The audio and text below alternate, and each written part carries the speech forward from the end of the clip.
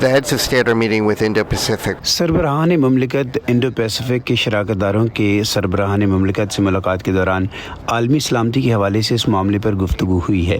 चीन की तरफ से रूस की हिमायत से यूक्रेन की जंग पर पड़ने वाले असरात क्या हैं?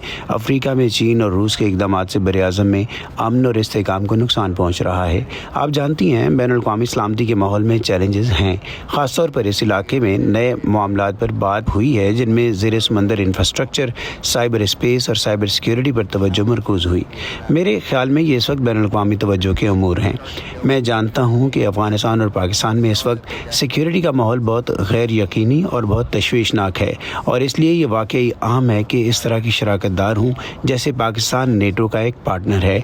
इन शराकतदारियों को बेहतर करना ज़रूरी है ताकि हम बातचीत जारी रखें और एक दूसरे के सिक्योरिटी खदशात को समझ सकें। Pakistan being very close ally to China.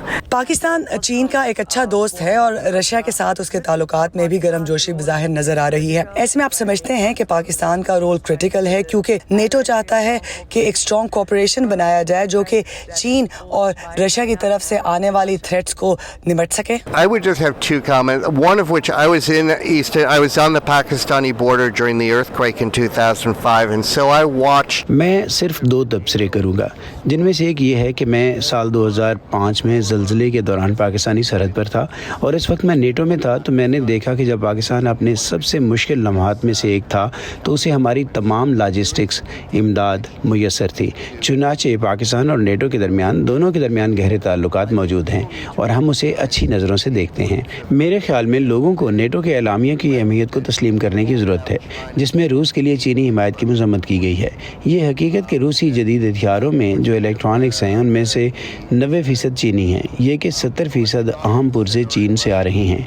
रूस को शुमाली कोरिया के मिसाइल सिस्टम और गोला बारूद की मुकम्मल फराहमी हासिल है। नेटो और ख़ासतौर पर यूरोपीय इत्तेहादी इस चीनी हिमायत को उनकी सलामती, उनकी खुशहाली और जमहूरियत को तबाह करने के तौर पर देख रहे हैं और ये अमर आगे चल के उनके चीन और दूसरे ममालिक के साथ ताल्लुकात पर रहनुमाई करेगा।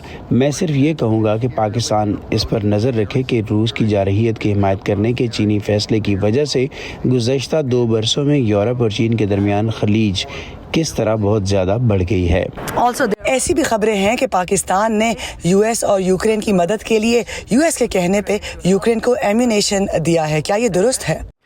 I can't comment on that. मैं इस पर तबसरा नहीं कर सकता।